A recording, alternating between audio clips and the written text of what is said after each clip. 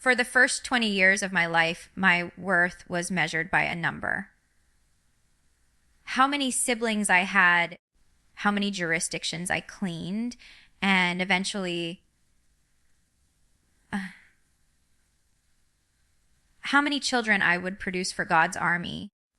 I grew up believing that saying no to a pregnancy was sin. I was taught that a woman's body wasn't her own, it was a vessel. But today, I am sitting here in Los Angeles, thousands of miles away from the big house in Arkansas, and I am saying the one thing I was terrified to even think back then. I am done. 3. That is my number. That is my full house. I know what people are saying. I know my father is disappointed. I know the internet is calling me rebellious. But the decision to close this chapter wasn't made out of defiance. It was made out of survival. It was made out of freedom. Today, I'm not holding back. I want to tell you the real story of how I went from being the girl who was afraid to wear pants to the woman who found the courage to say, enough. Welcome to my truth. To understand why saying, I am done, is such a radical act for me, you have to go back to the beginning. You have to understand the blueprint. I was built on I didn't just grow up in a large family. I grew up in an ideology.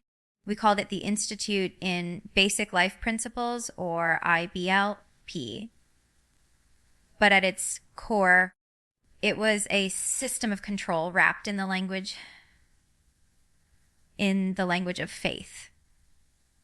One of the loudest teachings we heard over and over again was about children. We were taught Psalm 127 about the man whose quiver is full of arrows. But in our world, that wasn't just a metaphor. It was a command. We were told that it was a sin to control family size.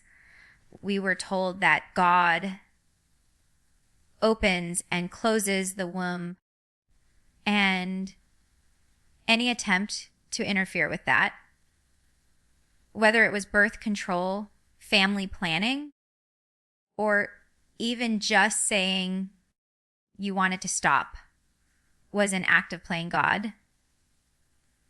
I remember looking at my mother. She was pregnant for most of my childhood. I saw her exhaustion. I saw the physical toll it took on her body, but I also saw the praise she received. In our community, started a woman's spiritual value was directly tied to her fertility. The more children you had, the more blessed you were. As a little girl, I absorbed that message into my bones. I thought my future was set in stone. I would get married young. I would have as many babies as biologically possible. I would be tired. I would be overwhelmed, but I would be godly. There was no room for questions. There was no room for personal choice. It was a high pressure environment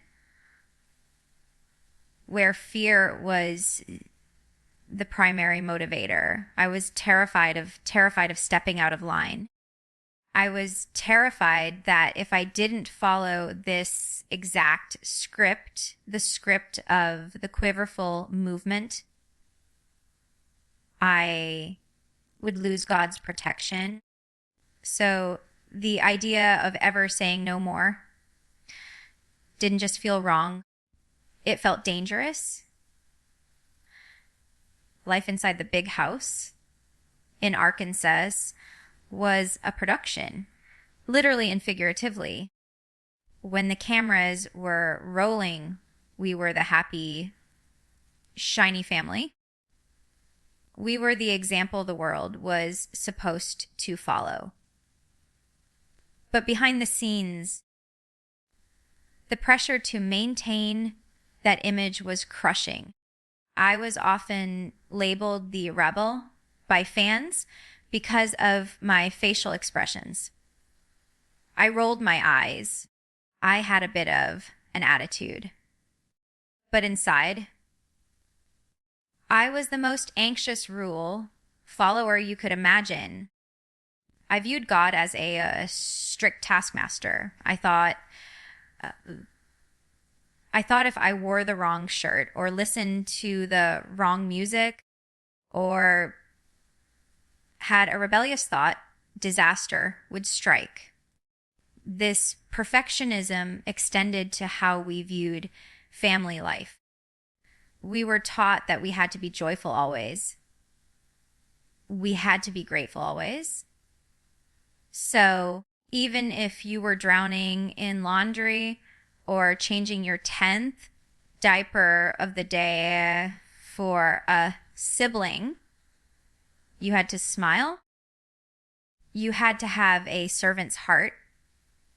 I spent my teenage years raising children. I love my siblings. I really do. But I was a mother figure long before I was a mother. I managed schedules. I schooled the little ones. I broke up fights. I saw the reality of raising 19 kids up close. It wasn't just the cute moments you saw on TLC. It was chaotic. It was loud.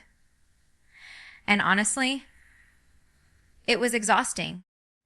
I think deep down, a seed was planted back then. I loved the kids, but I wondered, is this the only way? Is this the only way to honor God? Or is it possible to have a family that doesn't feel like running a corporation? Then Jeremy entered the picture. Jeremy was different. He wasn't from our tight knit IBLP circle. He wore jeans. He played professional soccer. He listened to music with drums.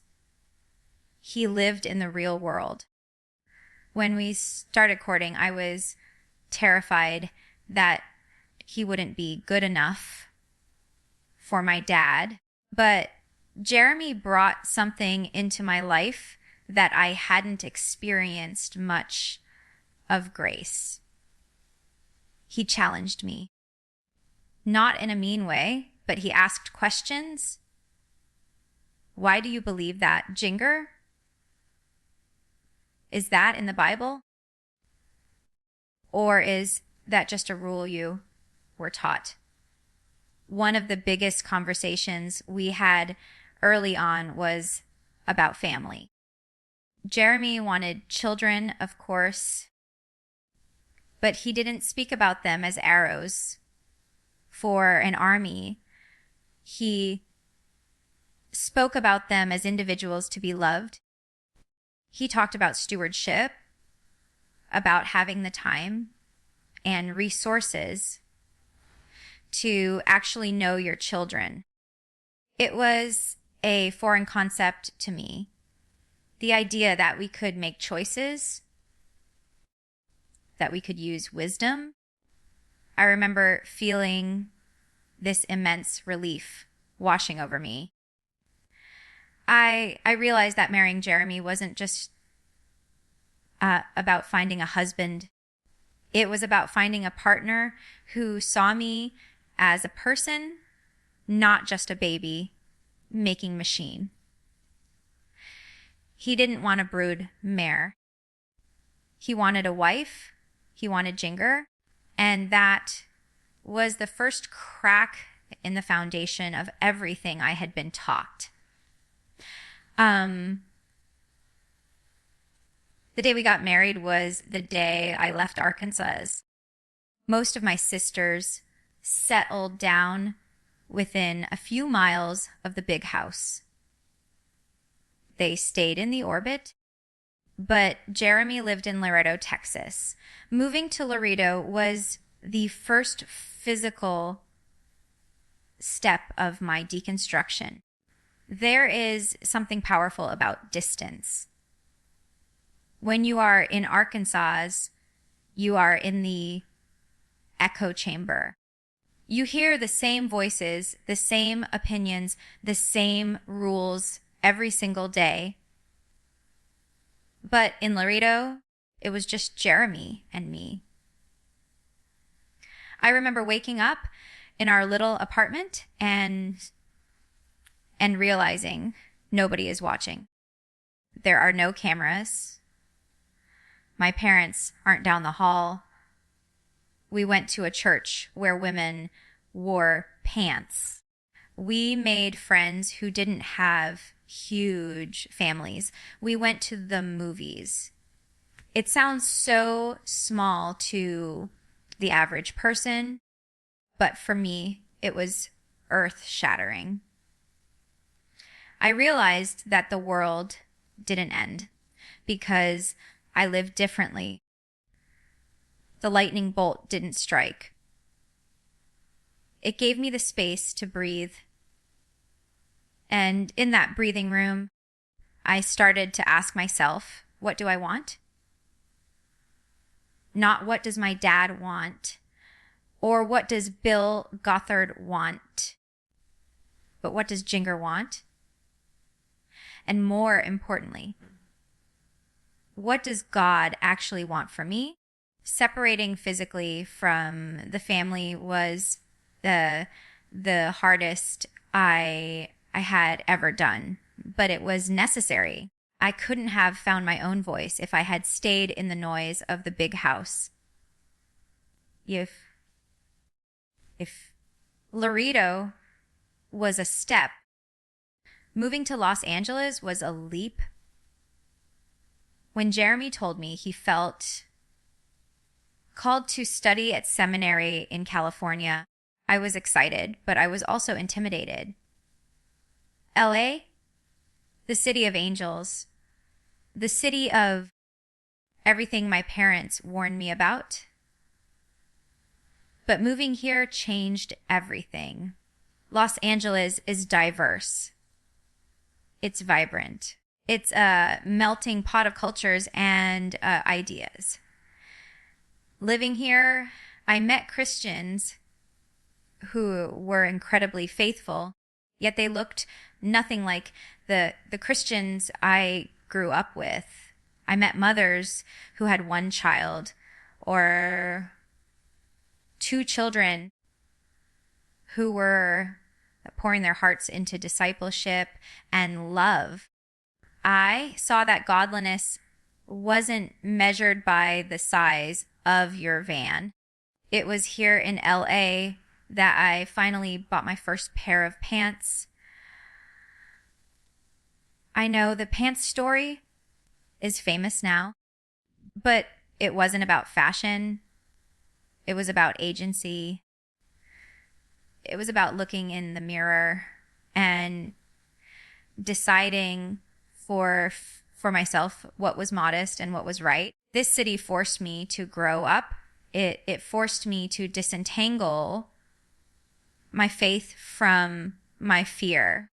And as we settled into life here, going to museums, trying new foods, walking the streets, I realized that I didn't want to just survive life. I wanted to enjoy it. I wanted to be present. I looked around at the cost of living, the pace of life, and the opportunities here. And I knew that raising 19 kids in a bedroom apartment in North Hollywood wasn't just impossible. It wasn't what we were called to do.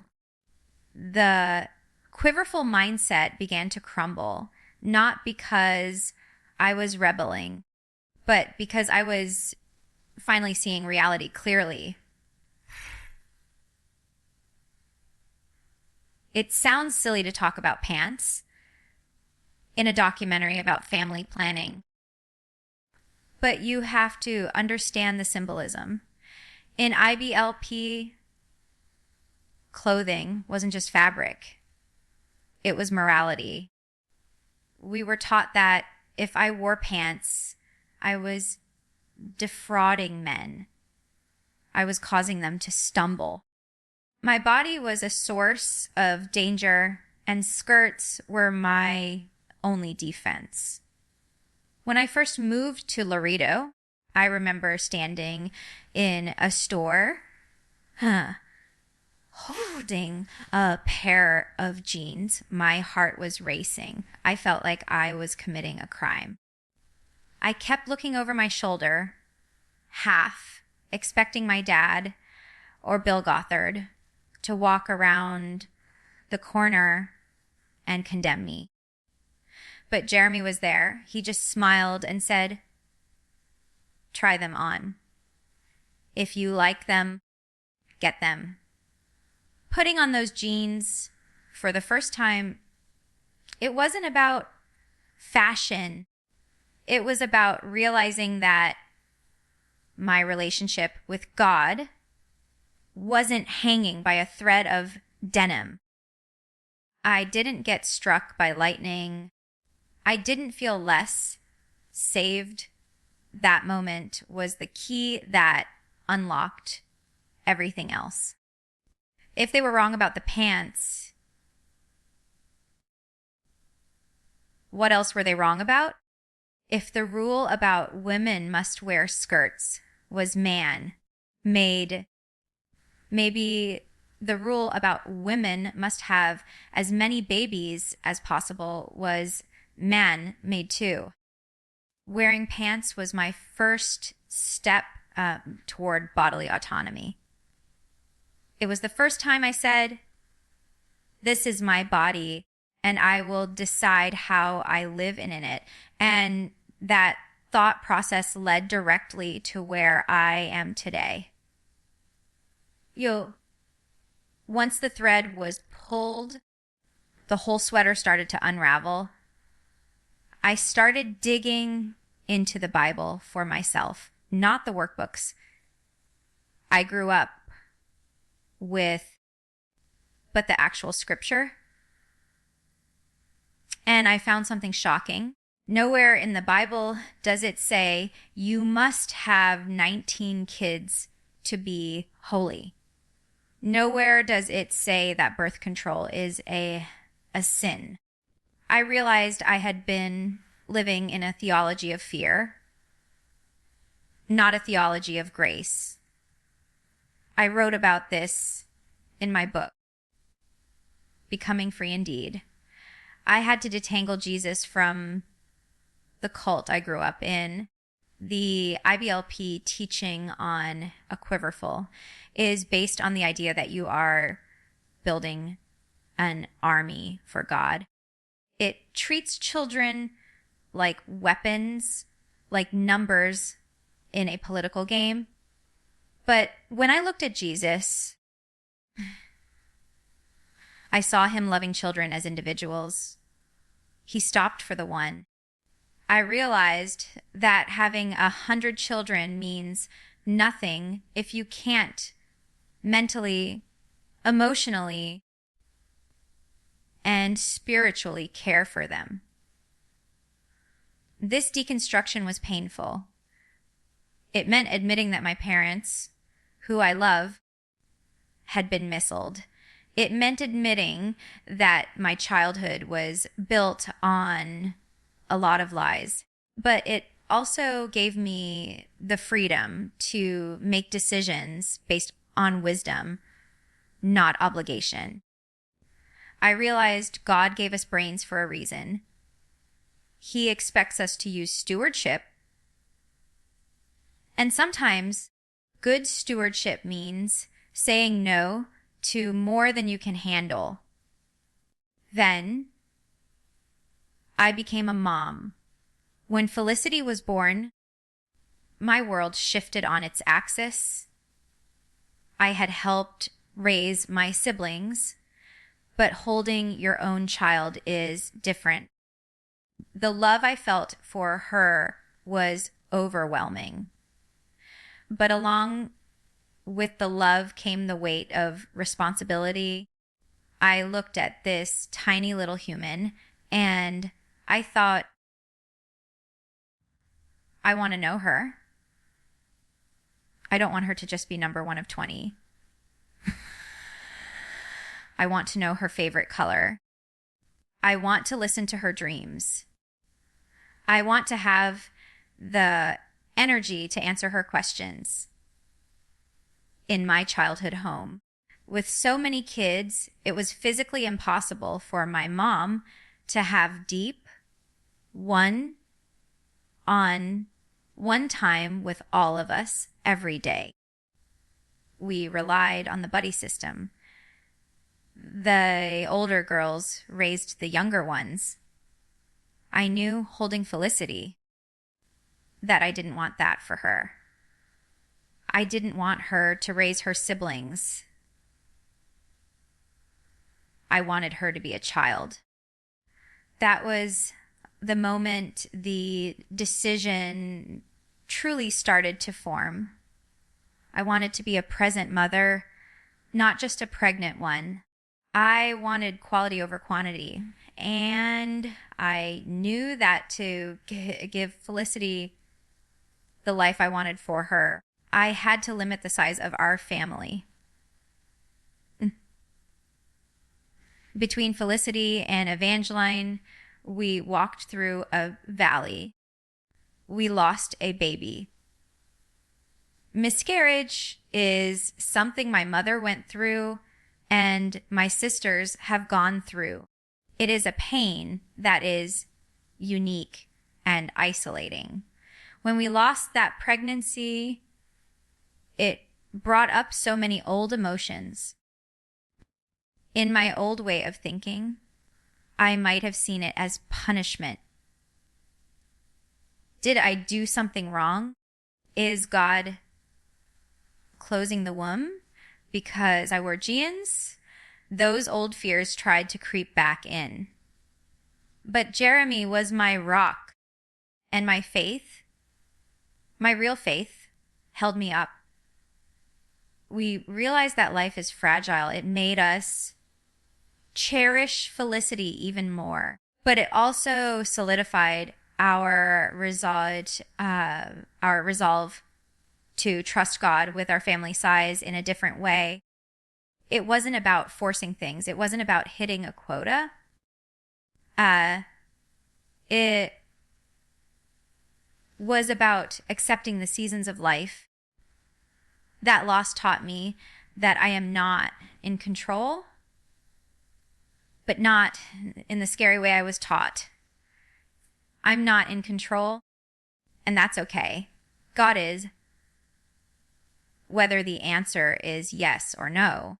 It freed me from the pressure to produce. My value wasn't in being a baby factory. My value was in being a daughter of God, even in my grief.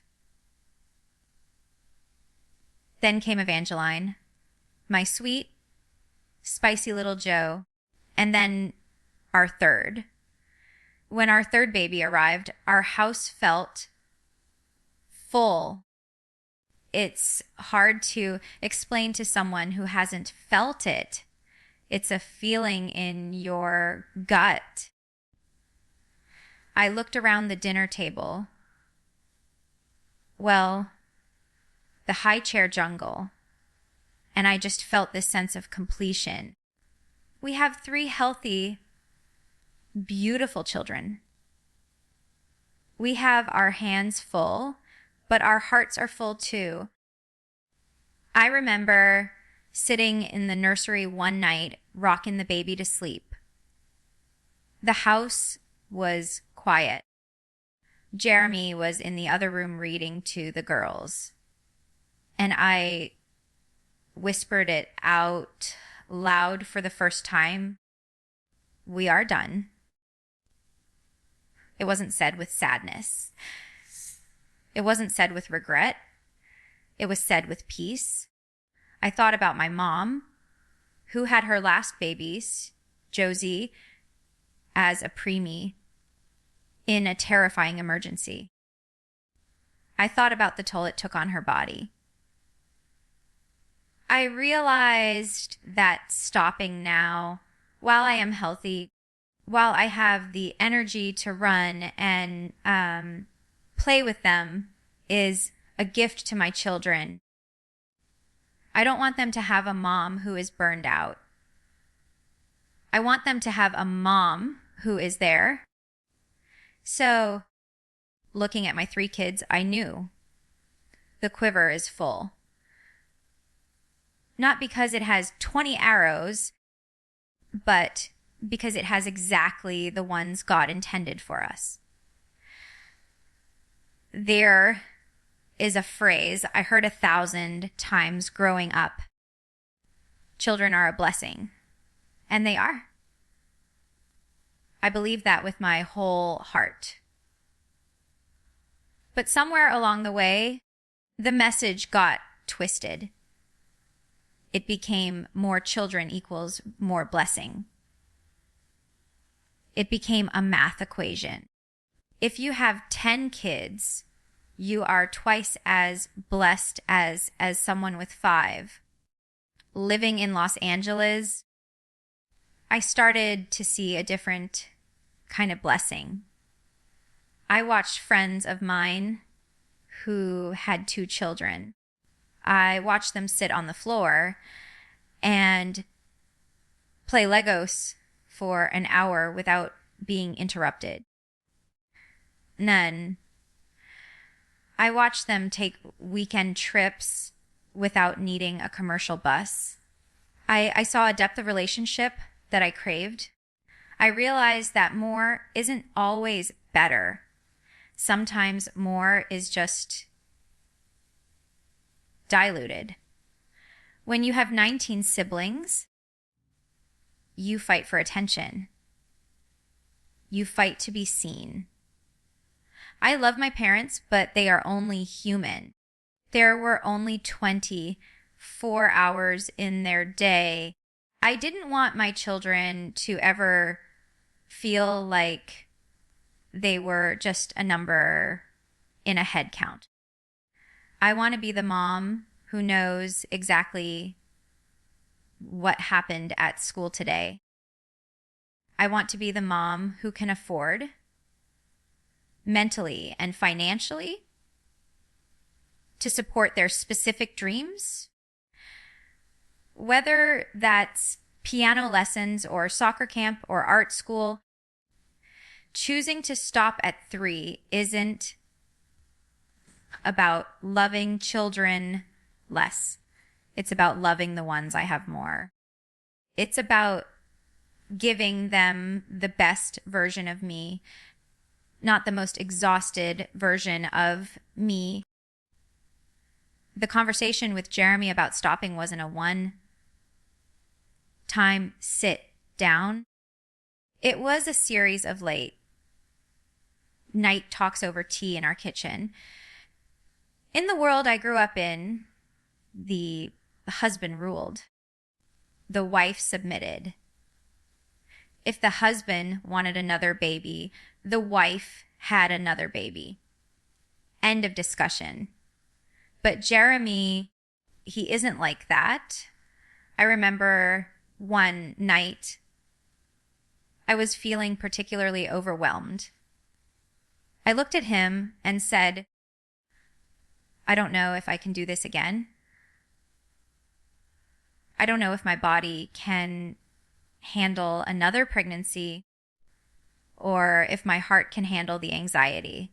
I braced myself. Old habits die hard.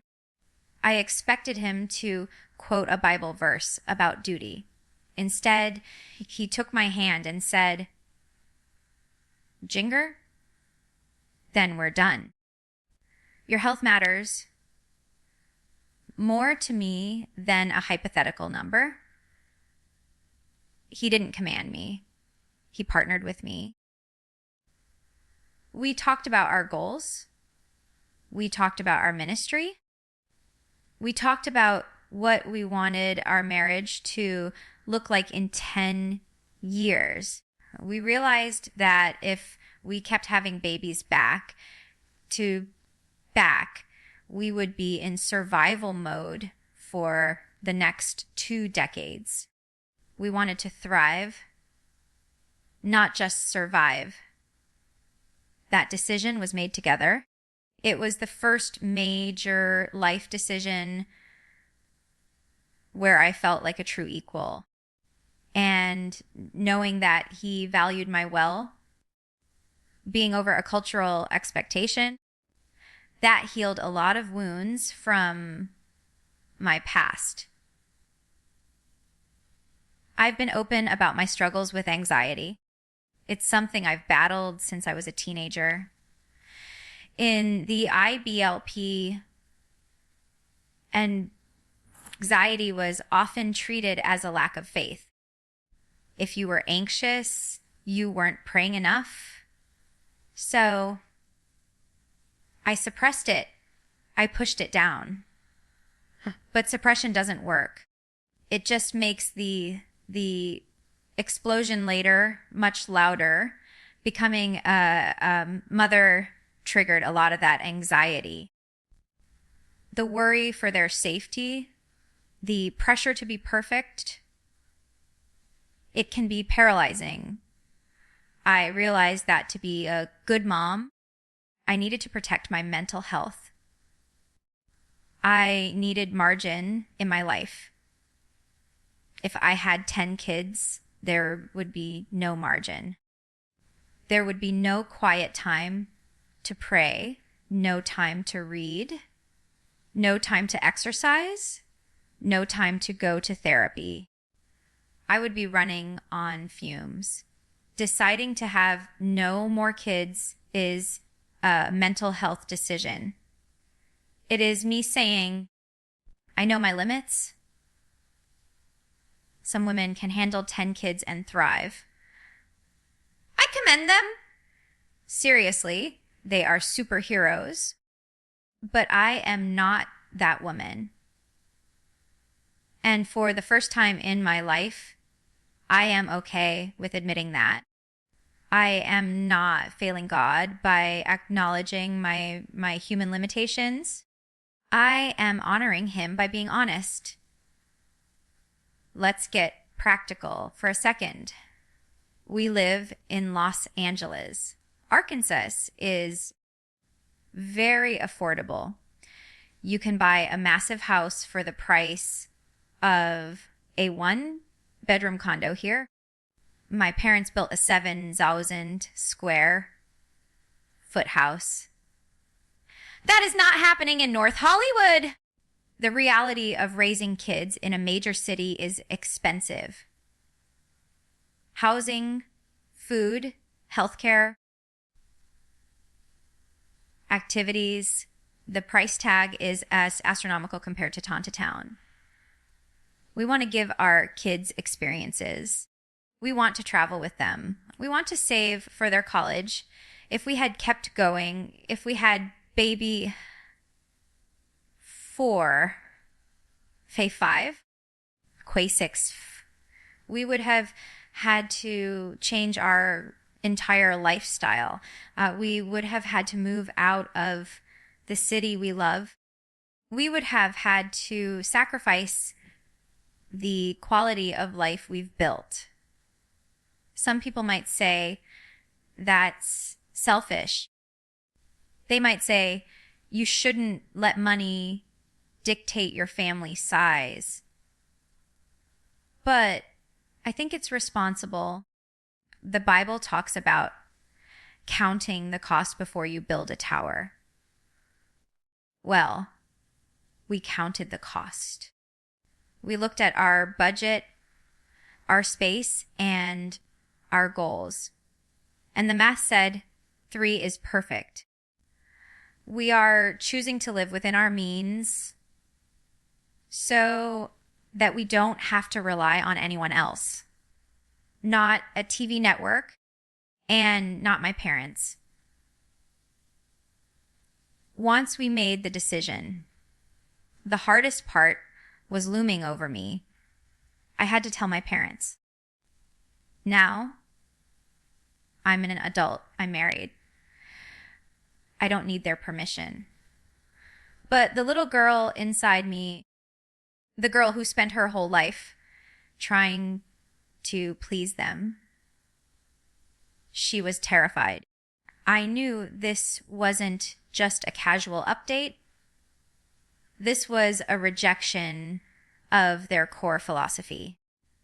Telling Bob Duggar that you are done having kids is like telling a coachee you're quitting the team right before the Super Bowl. I delayed the call for weeks. I rehearsed what I would say. Finally, I picked up the phone. I didn't make a big announcement. I didn't say, Dad, I'm rebelling. I just waited for the question to come up, and it always does. So, when is the next one coming? I took a deep breath. I looked at Jeremy for strength, and I said, Dad, Mom, we're happy with 3. We feel our family is complete. The silence on the other end of the line felt like it lasted for an hour. It wasn't a screaming match. My parents aren't like that. It was quieter than that. But in that silence, I felt the weight of 20 years of expectations crashing down. I had officially stepped off the path they laid out for me. I wish I could tell you that my family celebrated our decision. I wish I could say they said, we trust you, Jinger, but that's not the reality of the world I come from. After we made it clear that we were done, the reaction wasn't a loud explosion. It was a quiet withdrawal. In my family, disapproval is often communicated through what isn't said. There were no congratulations on completing our family. There were just pauses. I've heard the whispers. I know the prayers that are being prayed for me, prayers that God will open my heart or convict me of my rebellion. In their eyes, by choosing to stop, I am rejecting a blessing. I am closing the door on a potential soul. It hurts. I won't lie. It hurts to feel like an outsider in your own bloodline. When we visit, I see the difference. I see the sisters who are still deep in the IBLP, looking at me with a mix of pity and confusion. They don't understand how I can be happy without following the script. But I realized something important. I can't live my life for their approval. I spent 20 years doing that. If I have another baby just to make my dad smile, I am using that child as a prop, and that is a greater sin than stopping at 3. I have had to make peace with the fact that I might always be the disappointment in the Quiverfull narrative. But if being a disappointment to them means being a healthy, present mother to my daughters, then I will carry that label with pride. Stopping at 3 kids is just one part of the puzzle. The other part is how we raise them. I was homeschooled at the dining room table. We were isolated. We were taught that the outside world was scary, evil, and dangerous. We were protected from everything science, culture, different opinions. I am not doing that to my girls. Jeremy and I believe in education. We believe in socialization. We haven't ruled out homeschooling entirely, but if we do it, it won't be the IBLP version. It won't be to hide them from the world. It will be to give them the tools to engage with it. I look at my daughters and I want them to play sports. I want them to have friends who aren't Duggars. I want them to read books that challenge them. When you have 19 kids, homeschooling is often the only logistical option. But with 3, we have choices. We can afford private school if we want. We can be involved in their homework.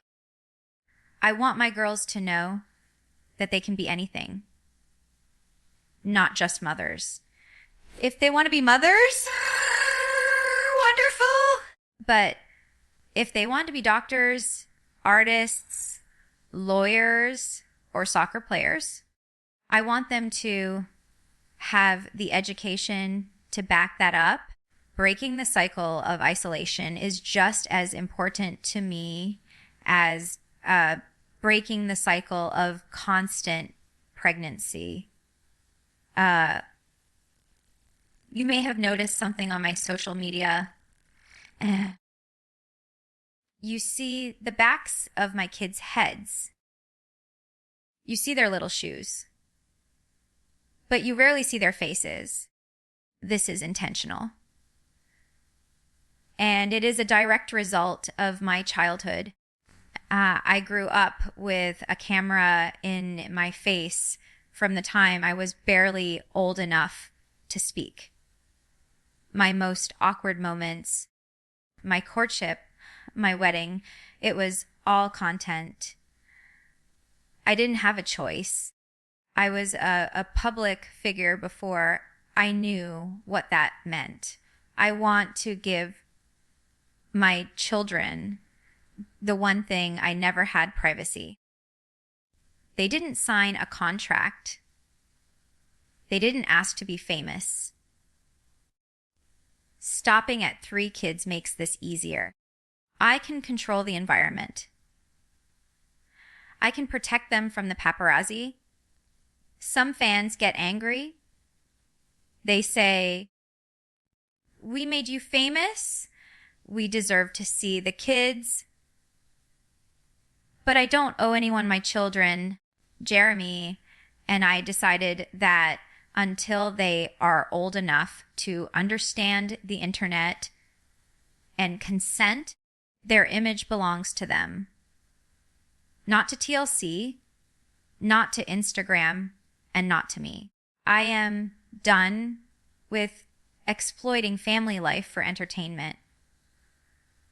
My kids are not content. They are people. People always ask, what do Jill and Jessa think? The truth is, my sisters are all on different paths. Jill gets it. She has been through the fire. She understands the boundaries. She understands the need to separate. Having her support has been a lifeline. We text about the hard stuff. We validate each other. Some of my other sisters, they are still in the thick of it. They are still striving for that perfect big family ideal. I love them and I don't judge them. I know the pressure they are under, but I also see the cracks. I see the quiet nods they give me when I talk about how nice it is to have a quiet evening. I think my decision to stop at 3 gives them permission to ask questions, even if they aren't ready to say, I'm done yet.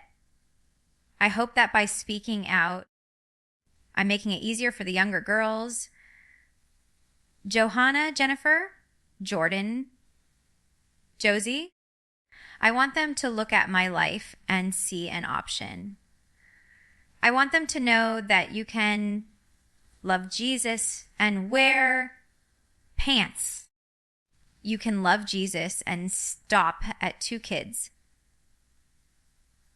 You can love Jesus and live in a city. I am breaking the trail so they don't have to carry a machete.